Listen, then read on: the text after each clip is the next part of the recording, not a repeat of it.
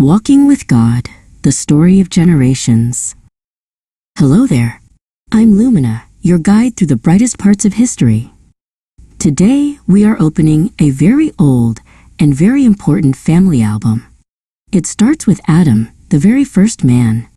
After he left the garden, his life continued for a long time. 930 years, to be exact.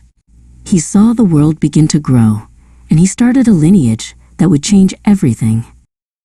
Adam had a son named Seth when he was 130 years old. Seth was a special son, born to carry on the family's story.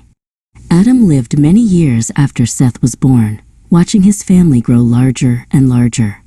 It was the beginning of a great chain of lives, each link connected by a father and a son, stretching across the centuries.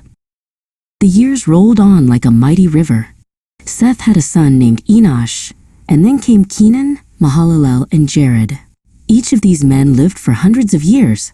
Can you imagine having a birthday party when you are 800 years old? They worked the land and raised their families, passing down the stories of the beginning from one generation to the next. Then came a man named Enoch, the son of Jared. Enoch's story is one of my favorites because it is so bright. While everyone else was busy with the world, Enoch focused his heart on something else. He didn't just know about God, he walked with God. For 300 years after his son Methuselah was born, Enoch lived every day in close friendship with the Creator. Walking with God means Enoch talked with him, listened to him, and followed his ways. They were the best of friends. One day, something amazing happened that had never happened before. The Bible says that Enoch was not, because God took him. He didn't die like the others. He simply stepped from this world straight into God's presence.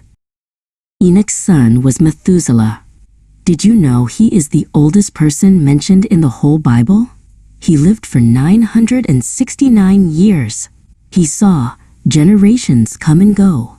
Eventually, Methuselah had a son named Lamech. The world was becoming a harder place to live in, and the ground was difficult to farm, but the family kept their hope alive. When Lamech had a son of his own, he felt a spark of hope. He looked at his baby boy and made a prophecy. He said, "This one will comfort us concerning our work and the toil of our hands, because of the ground which the Lord has cursed." Because he believed this child would bring rest and comfort, he gave him a very famous name, Noah.